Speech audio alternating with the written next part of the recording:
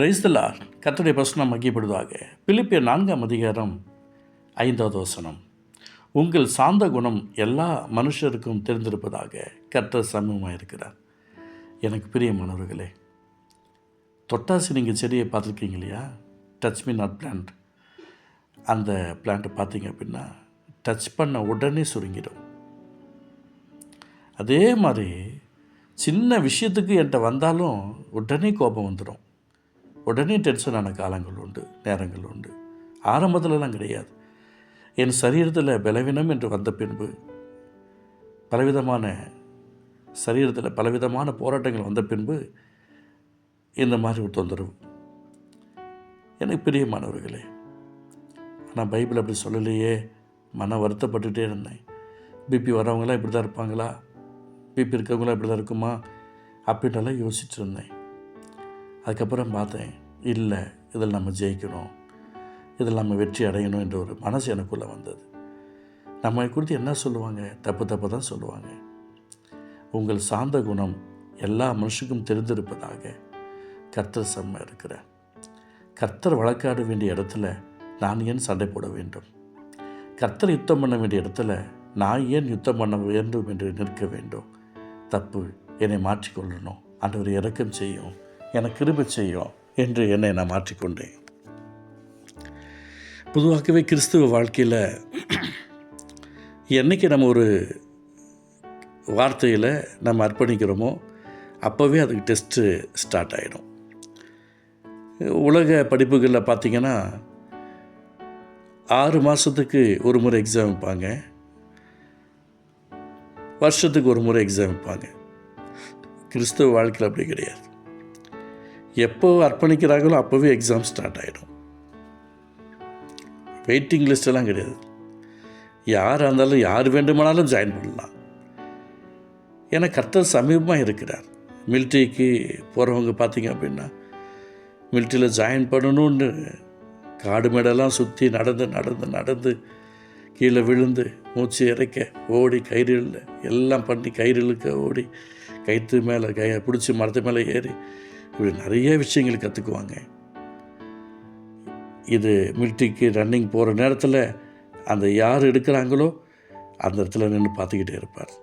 அவ்வளோ கஷ்டப்பட்டு போய் ரிஜெக்ட் பண்ணுவாங்க.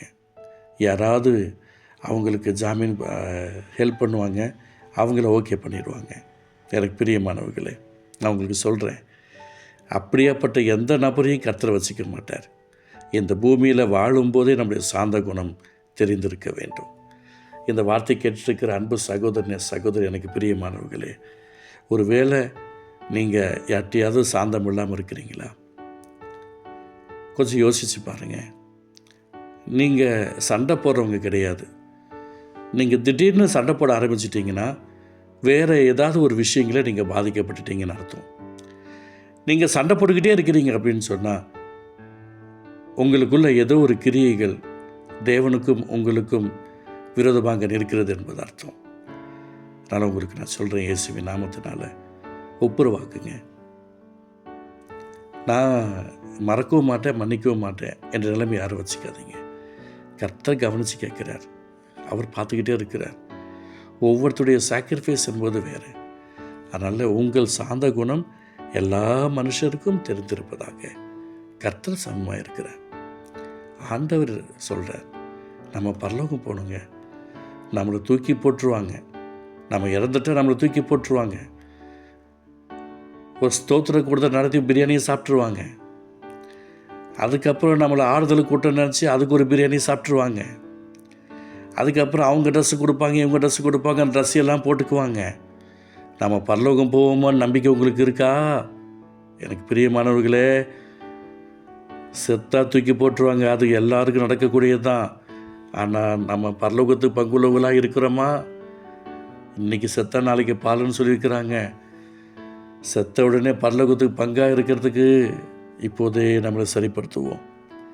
என் அன்பு பிள்ளைகளே, தேவனுடைய நாமத்தை மகிமைப்படுத்தும்படியாய் உங்கள் சாந்த குணம் எல்லா மனுஷருக்கும் தெரிந்திருப்பதாக கர்த்தர் சமீபமாக இருக்கிறார். அதனால் தயவு செய்து யாரையும் ப்ளேம் பண்ணாதீங்க, யாரையும் தப்பாக நினைக்காதீங்க. என்னங்க ஒரு வாய் சாப்பாடு போடுறோம் அவ்வளோதானே. அவங்க உயிரோடு இருக்கும்போது நமக்கு போடுற சாப்பாட்டை காட்டிலும் செத்ததுக்கப்புறம் அவங்க இல்லாத பட்சத்தில் கொடுக்குற பிரியாணி என்னங்க யூஸு? எனக்கு பிரியமானவர்களே, இயேசுவின் நாமத்தினால சாந்தமாக இருங்க, நல்லா இருப்பீங்க, ஆசுதமாக இருப்பீங்க. ஒப்பு கொடுங்க, விட்டு கொடுங்க. ஆண்டவருடைய நாமத்தை மகிமைப்படுத்த ஊழியத்திற்கு ஓடி வாங்க, சாந்தம் உண்டாகும். அன்பு தகப்பனே, உங்கள் சாந்த குணம் எல்லா மனுஷருக்கும் தெரிந்திருப்பதாக கர்த்தர் சும்மா இருக்கிற நீங்கள் சொல்லியிருக்கீங்களப்பா. இயேசுவின் நாமத்தினால இதை கேட்டுக்கொண்ட ஒவ்வொருத்துக்குள்ளேயும் ஒரு மாற்றம் உண்டாகட்டும், ரட்சிப்பு உண்டாகட்டும். இயேசு நல்ல பிதாவே, ஆமென், ஆமென்.